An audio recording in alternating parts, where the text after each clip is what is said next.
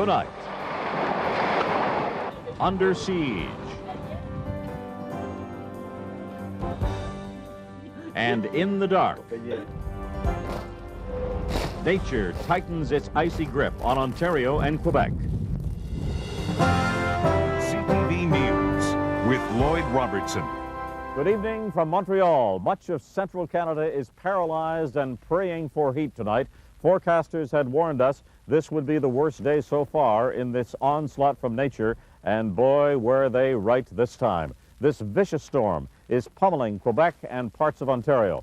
And two of our own had a first-hand look today at the awesome power of this ice. CTV's Genevieve Beauchemin and her camera operator were reporting on the storm on the outskirts of Montreal in an area that is particularly hard hit.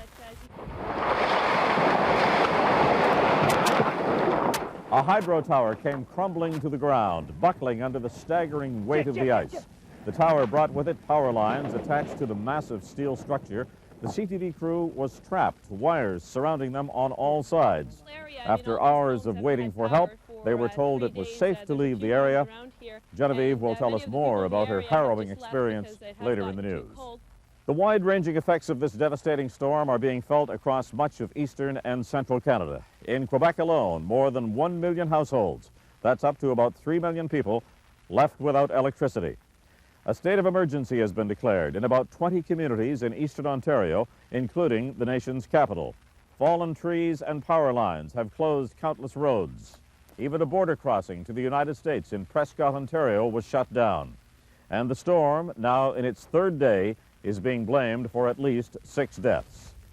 For those left in the dark and the cold, a sense of helplessness can be hard to fight. People are left with little more than warm thoughts. But help is on the way. CTV's Rosemary Thompson reports. The Army is rolling towards Montreal, 2,500 troops to help restore power to a region that is in almost complete darkness. And they're bringing beds with them. To evacuate the population, to help the Hydro-Quebec maybe to get to some remote regions. But some people refuse to leave their homes. It's me.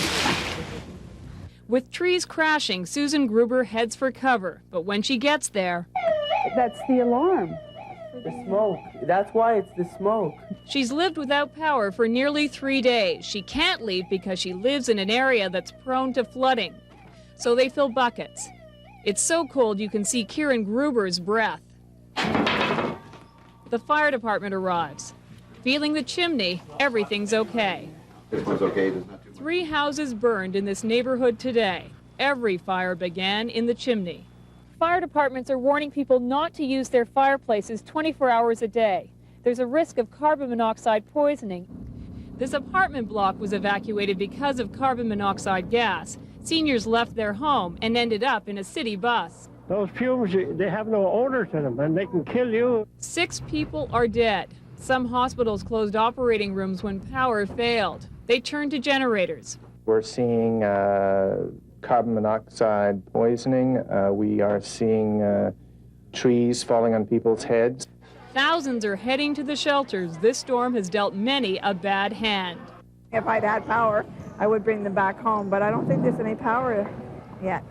And the power may not be restored till Monday. So some people curl up in a corner. Others have nowhere to go. The hotels are full. At Central Station tonight, 130 people are sleeping in a rail car itself, hoping for a more comfortable bed tomorrow. Rosemary Thompson, CTV News, Montreal.